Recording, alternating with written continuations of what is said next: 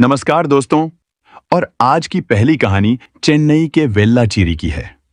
ये बात 2000 की है। चेन्नई में एक इलाका है वेल्लाचेरी। इसी इलाके में के नगर में राजगोपाल रहता था। राजगोपाल अपने माँ बाप की एकलौती संतान था। राजगोपाल मूल रूप से तमिलनाडु के तूतीकोरिन के पुन्नाइयादी का रहने वाला था। उसके पिता प्याज की खेती करते थे। पिता की ख्वाहिश थी कि राजगोपाल खेती में उनका हाथ बंटाए ताकि प्याज का पुश्तैनी कारोबार चलता रहे। लेकिन राजगोपाल को पिता के साथ खेती करना मंजूर नहीं था। वह गांव छोड़कर चेन्नई चला आया। चेन्नई के नगर में उसने किराने की एक छोटी सी दुकान खोल ली। करीब 8 साल तक उसने किराने की दुकान चलाई। इसी दौरान उसकी दुकान पर एक ज्योतिषी आया। ज्योतिषी ने बताया कि अगर वह किराने की दुकान के बजाय रेस्टोरेंट खोले तो ज्यादा मुनाफा होगा। राजगोपाल ने ज्योतिषी की बात मान ली। उसने किराने की दुकान बंद करके उसी जगह पर छोटा सा रेस्टोरेंट खोल लिया। उसने रेस्टोरेंट को नाम दिया सर्वना भवन। अपने रेस्टोरेंट में उसने डोसा, इडली और वड़ा बेचना शुरू किया। वह दौर ऐसा था जब अधिकांश भारतीय बाहर खाने के बारे में सोचते तक नहीं थे। लेकिन राजगोपाल ने रिस्क लिया। उसने डोसा, वड़ा और इडली बनाने के लिए नारियल तेल का इस्तेमाल करना शुरू किया। साथ ही मसाले भी अच्छी क्वालिटी के लगाए। कीमत रखी प्रति थाली सिर्फ 1 रुपया। नतीजा यह हुआ कि उसे 1 महीने में 10,000 रुपए का घाटा हो गया। लेकिन वह न तो कारोबार में हुए घाटे से पीछे हटा और न ही गुणवत्ता के मामले में कोई समझौता किया। राजगोपाल की मेहनत रंग लाई। बीतते वक्त के साथ कुछ ऐसा हुआ कि चेन्नई में अगर किसी का बाहर खाने का मन होता तो उसकी पहली पसंद सर्वना भवन ही होती थी। उसके स्टाफ में जितने भी कर्मचारी थे सबको अच्छी सैलरी देनी शुरू कर दी। निचले स्तर के कर्मचारियों को उसने मेडिकल की सुविधा भी देनी शुरू कर दी। राजगोपाल के अच्छे व्यवहार से उसके कर्मचारी उसे दिल से चाहते थे। अगर उसे छींक भी आ जाती तो वे तड़प उठते थे। अरबपति बनने की राह पर राजगोपाल की मेहनत और निष्ठा से उसका कारोबार चल निकला। नतीजा यह निकला कि राजगोपाल का ज्योतिषी पर भरोसा बढ़ गया। बहरहाल जो भी हो, वक्त के साथ कारोबार इतना बढ़ा कि राजगोपाल ने रेस्टोरेंट की चेन शुरू कर दी। धीरे धीरे लोग राजगोपाल का नाम भूल गए और उसे डोसा किंग के नाम से जानने लगे। ज्योतिषी की सलाह पर राजगोपाल ने रंगीन कपड़े पहनने छोड़ दिए थे। वह सफेद पैंट और शर्ट पहनने लगा। साथ ही माथे पर चंदन का बड़ा टीका भी लगाता। इतना ही नहीं, उसने अपने रेस्टोरेंट में अपने ज्योतिषी की तस्वीर भी लगवा दी। जीवन में आए इस बदलाव की वजह से उसने ज्योतिषी को भगवान का दर्जा दे दिया। ज्योतिषी जो कहता, राजगोपाल वही करता था। 20 साल के अंदर राजगोपाल का सर्वना भवन देश में ही नहीं, विदेशों में भी मशहूर हो गया। डोसा किंग राजगोपाल की किस्मत आसमान में तारे की तरह चमक रही थी। कारोबार में नोट बरस रहे थे। डोसे की कमाई से उसके पास इतने पैसे आ गए कि वह नोटों के बिस्तर पर सोने लगा। उसी दौरान राजगोपाल ने एक नहीं 2 शादियां की। लेकिन दोनों पत्नियां उसके साथ नहीं टिकीं और हमेशा हमेशा के लिए उसका साथ छोड़कर चली गईं। यह वह समय था जब अर्श तक पहुंचे राजगोपाल की बर्बादी की कहानी लिखी जानी शुरू हो गई थी। राजगोपाल के पास बहुत अधिक संपत्ति तो थी, लेकिन वह घर गृहस्थी के सुख के लिए तरस रहा था। हर काम ज्योतिषी से पूछकर करने वाले राजगोपाल ने उसी ज्योतिषी से सलाह ली। ज्योतिषी ने उसे तीसरी शादी का सुझाव दिया। राजगोपाल ने उसका सुझाव मान लिया। अब सवाल यह था कि तीसरी शादी किससे की जाए, क्योंकि तब तक राजगोपाल की आयु 50-55 बरस की हो चुकी थी। इस उम्र में कोई उसे अपनी बेटी क्यों देता। लेकिन राजगोपाल शादी के लिए लड़की ढूंढ ही रहा था। शादी के चक्कर में उसका सामना जीवज्योति से हुआ। बात 2000 के शुरुआत की है। जीवज्योति राजगोपाल से कुछ पैसे उधार लेने के लिए आई। वह उन्हीं की कंपनी में काम करने वाले असिस्टेंट मैनेजर रामास्वामी की बेटी थी। जीवज्योति का पति शांता कुमार ट्रैवल एजेंसी शुरू करना चाहता था, जिसके लिए उसे मोटी रकम की जरूरत थी। इसीलिए पति के कहने पर वह राजगोपाल के पास गई। उसके पिता रामास्वामी बेटी को अकेला छोड़कर थाईलैंड चले गए थे। वह होते तो यह रकम वह अपने पिता से ले सकती थी। राजगोपाल ने जब जीवज्योति को पहली बार देखा तो वह देखता ही रह गया। उसकी खूबसूरती आंखों के रास्ते दिल में उतर जाने वाली थी। उस समय जीवज्योति की उम्र 27 की रही होगी। वह राजगोपाल के दिल में उतर गई। राजगोपाल ने मन ही मन ठान लिया कि वह जीवज्योति को अपनी तीसरी पत्नी बनाएगा। लेकिन यहां वह पूरी तरह गलत था। जीव ज्योति पहले से ही प्रिंस शांता कुमार की पत्नी थी। उसने शांता कुमार से कई साल पहले प्यार से भरी शादी की थी। यह सच्चाई राजगोपाल को मालूम भी हो चुकी थी। फिर भी वह जीव ज्योति की खूबसूरती का दीवाना हो चुका था और किसी भी कीमत पर उसे पाने की ठान चुका था। दरअसल शांता कुमार पेशे से प्रोफेसर था। वह रामास्वामी की बेटी जीव ज्योति को मैथ्स पढ़ाने के लिए उनके घर आया करता था। शांता कुमार स्मार्ट और गबरू जवान था और चेन्नई के वेल्लाचेरी इलाके में रहता था। पढ़ाई के दौरान धीरे धीरे शांता कुमार का दिल जीव ज्योति के लिए धड़कने लगा। उसकी मासूमियत और खूबसूरती ने उसे पूरी तरह से मोह लिया। दूसरी तरफ जीव ज्योति का भी हाल कुछ ऐसा ही था। दोनों को इस बात का एहसास तब होता था जब ट्यूशन के बाद दोनों अलग होते थे। जीव ज्योति ने अपने गुरु की आंखों में अपने प्रति पलते प्यार को देख लिया था। जीव ज्योति का दिल भी शांता कुमार के लिए बेकरार था। आखिरकार एक दिन दोनों ने अपने प्यार का इजहार कर दिया। उनके दिलों की दूरियां मिट चुकी थीं। समाज और परिवार के डर से उन्होंने चुपचाप मंदिर में जाकर शादी कर ली। इस तरह उनका रिश्ता दोस्ती और पढ़ाई से बढ़कर जीवन भर का साथ बन गया। यह बात 1999 की है। जीव ज्योति ने भले ही अपने प्यार और शादी के राज को दबाए रखा, लेकिन उसका यह राज उसके पिता रामास्वामी के सामने आ ही गया। रामास्वामी को जब यह राज पता चला तो उन्हें धक्का लगा। उन्हें यह शादी मंजूर नहीं थी क्योंकि शांता कुमार क्रिश्चियन था और जीव ज्योति ब्राह्मण। तमाम विरोधों के बावजूद जीव ज्योति और शांता कुमार ने अपनी राह चुन ली थी। घर वालों ने इस शादी का घोर विरोध किया। परिवार वालों के विरोध के चलते जीव ज्योति अपने माँ बाप का घर छोड़कर प्रेमी से पति बने शांता कुमार के घर चली गई। बेटी के इस कदम से गुस्सा होकर रामास्वामी थाईलैंड चले गए और वहीं बस गए। शादी के कुछ समय बाद शांता कुमार की नौकरी छूट गई और वह बेरोजगार हो गया।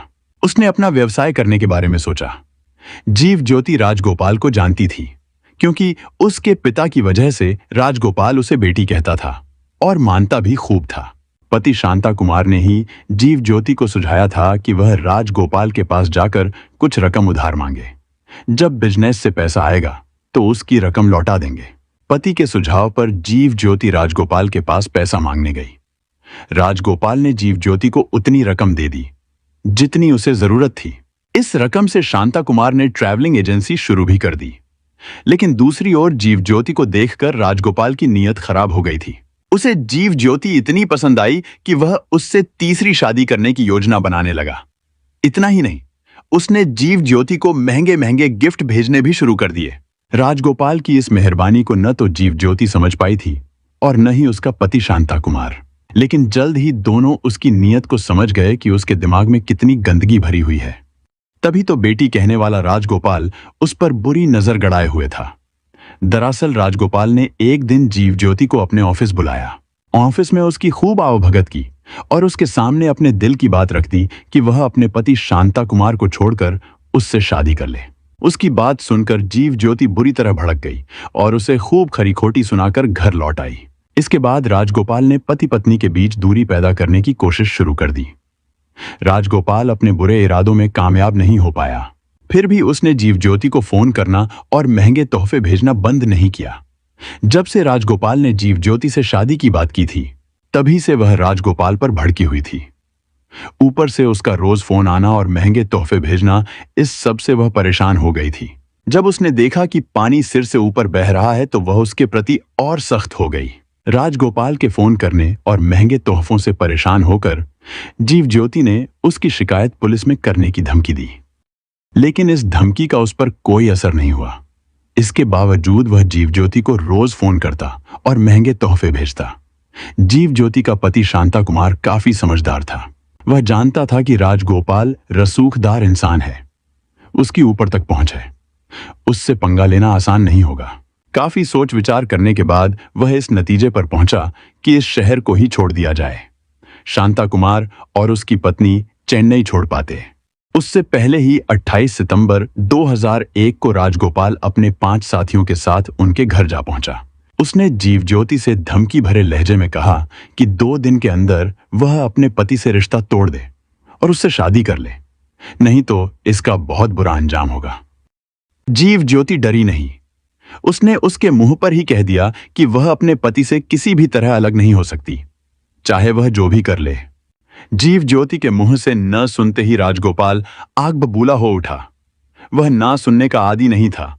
वो ऐसा शख्स था जिस चीज पर उसका दिल आ जाता था उसे साम, दाम, दंड, भेद चारों नीति अपनाकर उसे हासिल कर लेता था, चाहे इसके लिए उसे भारी कीमत क्यों न चुकानी पड़े। राजगोपाल को जीव ज्योति पसंद आ गई थी, लेकिन उसने उसके मुंह पर ही मना कर दिया था। उसे यह बात बहुत बुरी लगी, इसलिए उसे गुस्सा आ गया। वह उसे हासिल किए बिना इतनी आसानी से कैसे जाने देता। जीव ज्योति के मना करने के बाद राजगोपाल का इशारा पाकर उसके 5 साथियों डेनियल, कार्मेगन, हुसैन, काशी विश्वनाथन और पट्टू रंगन ने शांता कुमार को जबरन एक कार में बिठाया और राजगोपाल के केके नगर स्थित पुराने गोदाम में ले गए। जीव ज्योति की आंखों के सामने उसके पति का अपहरण हुआ था। वह इसे कैसे सहन कर सकती थी। उसने केके नगर थाने में राजगोपाल और उसके 5 साथियों के खिलाफ शांता कुमार के अपहरण की नामजद तहरीर दी, लेकिन पुलिस ने उसका मुकदमा दर्ज नहीं किया। जीव ज्योति कई दिनों तक थाने के चक्कर काटती रही, लेकिन उसका मुकदमा दर्ज नहीं हुआ। इस बीच वह अपने स्तर पर पति का पता लगाती रही, लेकिन उसका कहीं पता नहीं चला। पति को लेकर जीव ज्योति निराश हो गई थी। वह सोचती थी कि पता नहीं राजगोपाल के आदमियों ने शांता कुमार के साथ कैसा सुलूक किया होगा। उसने पति के जीवित होने की आशा छोड़ दी थी। बस वह यही प्रार्थना करती थी कि वह जहां भी हो सही सलामत रहे। अपहरण के 14वें दिन यानी 12 अक्टूबर 2001 को शांता कुमार अपहर्ताओं के चंगुल से बच निकला और सीधे पुलिस कमिश्नर के ऑफिस पहुंच गया। उसने अपनी आप बीती कमिश्नर को सुना दी। शांता कुमार की पूरी बात सुनकर पुलिस कमिश्नर हतप्रभ रह गए। उन्होंने केके नगर थाने के थानेदार को जमकर फटकार लगाई और पीड़ित शांता कुमार की शिकायत दर्ज करने का आदेश दिया। इसके बाद पुलिस को राजगोपाल के खिलाफ मुकदमा लिखना ही पड़ा। राजगोपाल और उसके 5 साथियों के खिलाफ मुकदमा दर्ज होने के बाद शांता कुमार और जीव ज्योति को यकीन हो गया था कि पुलिस दोषियों के खिलाफ कड़ी कार्रवाई करेगी। इसके बाद वे दोनों अपनी तरफ से यह सोचकर थोड़ा लापरवाह हो गए थे कि मुकदमा दर्ज हो जाने के बाद राजगोपाल की हेकड़ी कम हो जाएगी, वह दोबारा कोई ओछी हरकत नहीं करेगा। लेकिन मुकदमा दर्ज होने के बाद राजगोपाल और भी आक्रामक हो गया था। उसके लिए यह सोचना भी मुश्किल था कि एक साधारण सी औरत उससे टकराने की हिम्मत कर रही है। उसे यह बर्दाश्त नहीं था। उसने सोच लिया कि जीव ज्योति को इसकी सजा मिलनी चाहिए। 2-4 दिन तक जब राजगोपाल की ओर से कोई प्रतिक्रिया नहीं हुई तो शांता कुमार और जीव ज्योति को लगा कि अब मामला शांत हो गया है और सब कुछ सुलझ जाएगा। उन्हें लगा कि राजगोपाल ने शायद अब उन्हें उनके हाल पर छोड़ दिया है, लेकिन यह उनकी एक बड़ी भूल थी। 6 दिन बाद अचानक से एक और बड़ा हादसा हो गया। शांता कुमार का फिर से अपहरण कर लिया गया। इस बार भी इस साजिश के पीछे राजगोपाल ही था।